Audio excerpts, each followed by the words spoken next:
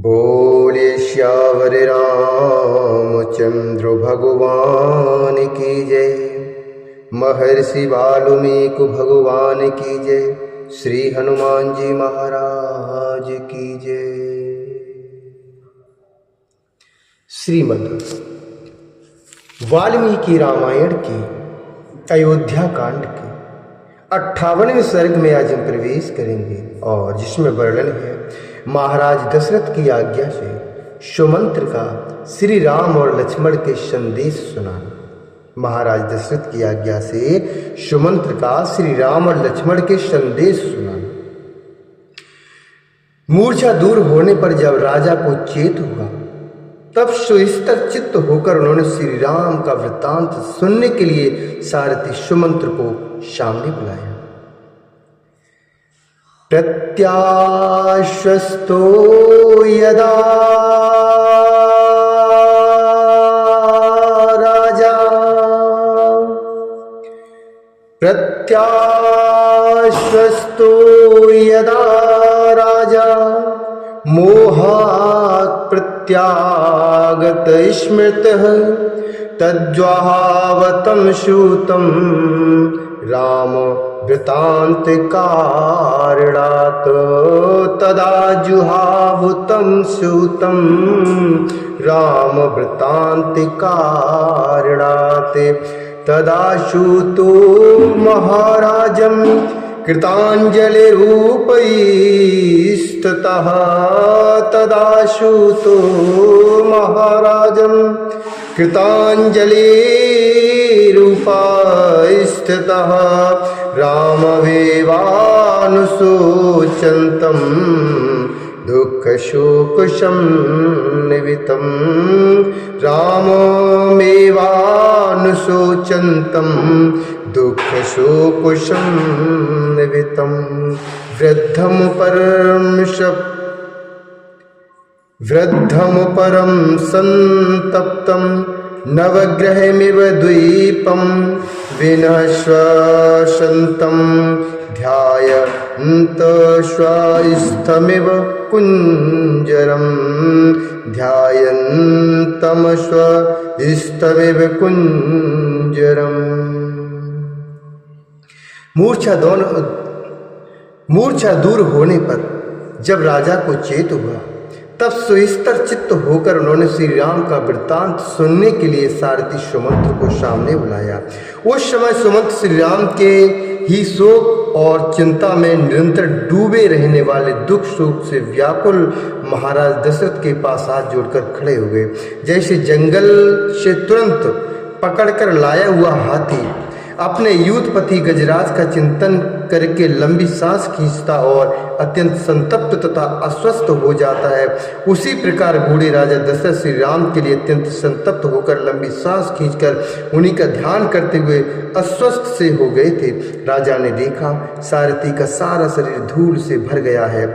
यह सामने खड़ा है, इसके मुख पर आंसू की धारा बह रही है और यह अत्यंत दीन दिखाई देता है। उस अवस्था में राजा ने अत्यंत आर्त होकर उससे पूछा, हे सूत, धर्मात्मा श्री राम वृक्ष की जड़ का सहारा लेकर कहाँ निवास करेंगे?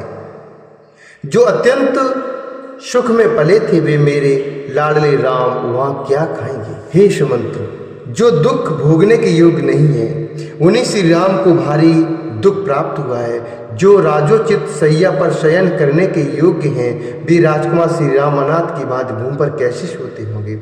जिनके यात्रा करते समय पीछे पीछे पैदलों, रथियों और हाथी सवारों की सेना चलती थी, वे ही श्री राम निर्जन वन में पहुंचकर वहां कैसे निवास करेंगे? जहां अजगर और व्याघ्र, सिंह आदि हिंसक पशु विचरते हैं तथा काले सर्प जिसका सेवन करते हैं उसी वन का आश्रय लेने वाले मेरे दोनों कुमार सीता के साथ वहाँ कैसे रहेंगे? हे सुमंत्र, परम सुकुमारी तपस्विनी सीता के साथ वे दोनों राजकुमार श्री राम और लक्ष्मण रथ से उतरकर पैदल कैसे गए होंगे? हे सारथी, तुम कृत्य हो गई। क्योंकि जैसे दोनों अश्विनी कुमार मंदराचल के वन में जाते हैं, उसी प्रकार वन के भीतर प्रवेश करते हुए मेरे दोनों पुत्रों को तुमने अपनी आंखों से देखा है। हे समुद्र, वन में पहुंचकर श्री राम ने तुमसे क्या कहा, लक्ष्मण ने भी तुमसे क्या कहा तथा मिथिलेश कुमारी सीता ने क्या आपको संदेश दिया। हे सूत, तुम श्री राम के बैठने, सोने और खाने पीने से संबंध रखने वाली बातें बताओ। जैसे स्वर्ग से गिरे हुए राजा ययाति शतपुरुषों के बीच में उपस्थित होने पर सत्संग के प्रभाव से पुनः सुखी हो गए थे, उसी प्रकार तुम जैसे साधु पुरुष के मुख से पुत्र वृत्तांत सुनने से मैं सुखपूर्वक जीवन को धारण कर सकूंगा। महाराज के इस प्रकार पूछने पर सारथी सुमंत्र ने आंसुओं से रुंधी हुई गदगद वाणी द्वारा उनसे कहा, हे महाराज, श्री रामचंद्र जी ने धर्म का ही निरंतर पालन करते हुए दोनों हाथ जोड़कर और मस्तक झुकाकर कहा, हे सूत, तुम मेरी ओर से आत्मज्ञानी तथा वंदनीय मेरे महात्मा पिता के दोनों चरणों में प्रणाम कहना तथा अंतःपुर में सभी माताओं को मेरे आरोग्य का समाचार देते हुए उनसे विशेष रूप से मेरा यथोचित प्रणाम निवेदन करना। इसके बाद मेरी माता कौशल्या से प्रणाम करके बताना कि मैं कुशल से हूँ और धर्म पालन में सावधान रहता हूँ। फिर उनको मेरा यह संदेश सुनाना कि माँ, तुम सदा धर्म में तत्पर रहकर यथा समय अग्निशाला के सेवन अर्थात अग्निहोत्र कार्य में संलग्न रहना। हे देवी, महाराज को देवता के समान मानकर उनके चरणों की सेवा करना। अभिमान और मान को, अभिमान अर्थात मुख पटरानी होने का अहंकार, और मान को अर्थात अपने बड़प्पन के घमंड में आकर दूसरों के तिरस्कार करने की भावना। अभिमान और मान को त्याग कर सभी माताओं के प्रति समान बर्ताव करना और उनके साथ हिल मिलकर रहना। हे अम्बे, जिसमें राजा का अनुराग है, उस कैकेयी को भी श्रेष्ठ मानकर उसका सत्कार करना। कुमार भरत के प्रति राजोचित बर्ताव करना। राजा छोटी उम्र के हों तो भी वे आदरणीय ही होते हैं, इस राजधर्म को याद रखना। कुमार भरत से मेरा कुशल समाचार बताकर उनसे मेरी ओर से कहना कि भैया, तुम सभी माताओं के प्रति न्यायोचित बर्ताव करते रहना।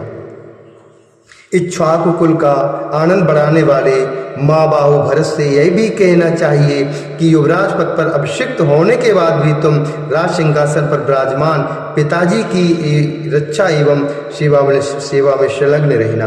राजा बहुत बूढ़े हो गए हैं, ऐसा मानकर तुम उनका विरोध न करना, उन्हें राज सिंहासन से न उतारना।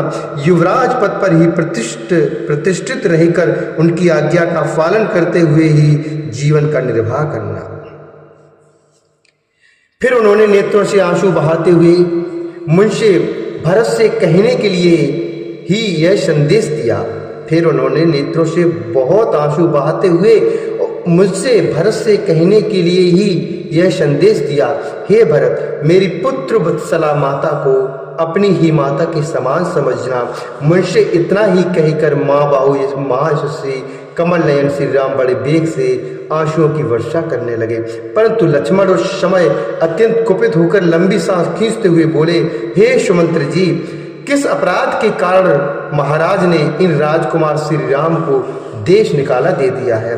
राजा ने कैकेयी का आदेश सुनकर झट से उसे पूर्ण करने की प्रतिज्ञा कर ली। उनका यह कार्य उचित हो गया हो, उनका यह कार्य उचित हो या अनुचित, परंतु हम लोगों को उसके कारण कष्ट भोगना ही पड़ता है। राजा ने कैकेयी का आदेश सुनकर झट से उसे पूर्ण करने की प्रतिज्ञा कर ली। उनका यह कार्य उचित हो या अनुचित, परंतु हम लोगों को उसके कारण कष्ट भोगना ही पड़ता है। श्री राम को वनवास देना कैकेयी के लोभ के कारण हुआ हो अथवा राजा के दिए हुए वरदान के कारण, मेरी दृष्टि में यह सर्वथा पाप ही किया गया है। यह श्री राम को वनवास देने का कार्य राजा की स्वेच्छाचारिता के कारण किया गया हो अथवा ईश्वर की प्रेरणा से, परंतु मुझे श्री राम का परित्याग का कोई समुचित कारण नहीं दिखाई देता है। बुद्धि की कमी अथवा तुच्छता के कारण उचित अनुचित का विचार किए बिना ही जो यह राम वनवास रूपी शास्त्र विरुद्ध कार्य आरंभ किया गया है, यह अवश्य निंदा और दुख का जनक होगा। मुझे इस समय महाराज में पिता का भाव नहीं दिखाई देता। अब तो रकुल नंदन श्री राम ही मेरे भाई, स्वामी, बंधु बांधव तथा पिता हैं, जो संपूर्ण लोगों के हित में तत्पर होने के कारण सब लोगों के प्रिय हैं। उन श्री राम का परित्याग करके राजा ने क्रूरतापूर्ण पाप कृत्य किया है। इसके कारण अब सारा संसार उनमें कैसे अनुरक्त रह सकता है। अब उनमें राजोचित गुण कहाँ रह गया है, जिनमें समस्त प्रजा का मन रमता है।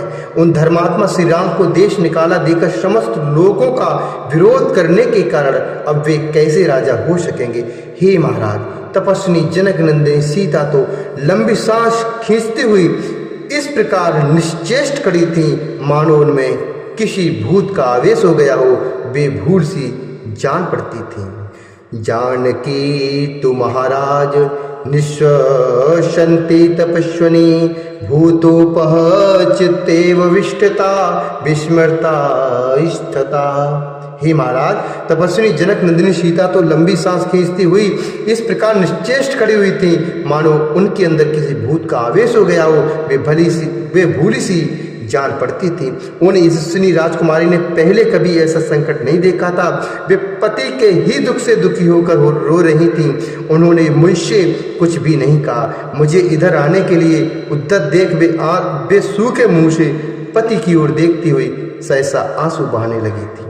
मुझे इधर आने के लिए उद्यत देखकर वे सूखे मुंह से पति की ओर देखते हुए सहसा आंसू बहाने लगी थी। इसी प्रकार लक्ष्मण की भुजाओं से सुरक्षित श्री राम उस समय हाथ जोड़े खड़े हुए थे। उनके मुख पर आंसुओं की धारा बह रही थी। मनुष्य सीता भी रोती हुई कभी आपके इस रथ की ओर देखती और कभी मेरी ओर। इत्यादि श्रीमद् रामायणे वाल्मीकि आदि काव्य अयोध्या कांडे 850 सर्गा। इस प्रकार श्री वाल्मीकि निर्वतार रामायण काव्य के अयोध्या कांड में 58वां सर्ग पूरा हुआ। बोले श्यावर रामचंद्र भगवान की जय, श्री हरि नारायण भगवान की जय।